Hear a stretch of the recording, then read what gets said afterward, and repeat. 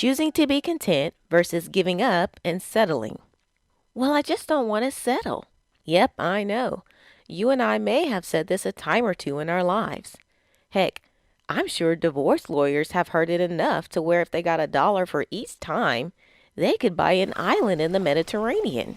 Time and time again, we wrestle with ourselves in angst because of the current situation we're in as we hope for more or something different. Maybe it's a relationship, job, or court case for that matter.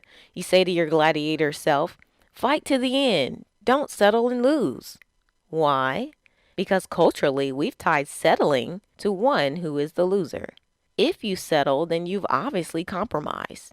And if you compromise, then you certainly have fallen to second or last place to a particular person or thing.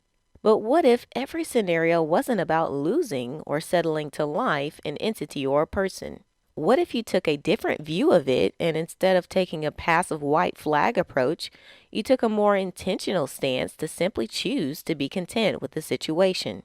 You consciously choose to say, while this may not be the ultimate place or situation I'd like to be in, I'm going to continue to move forward in this route because of what it's providing for my life right now. This provision may be vital.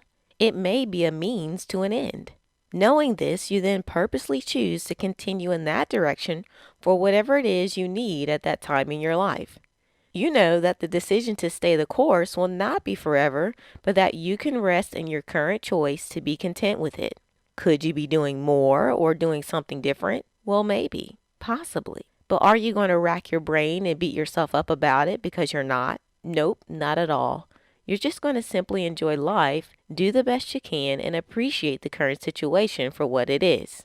It's not giving up if you're being intentional and realistic about what the current situation is and what it is doing for you right now in your life. If there's any settling, it's the fact that you've settled into peace and contentment about where you are and who you are with.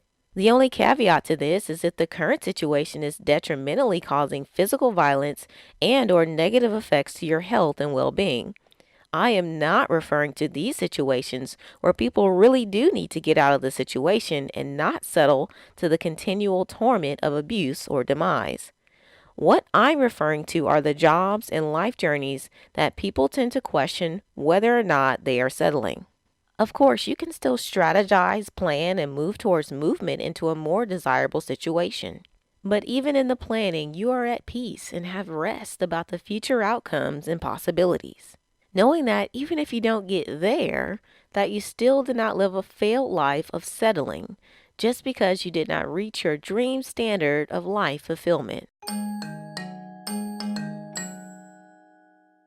For more content and to download copies of my ebooks, go to simplelifeconversations.blog.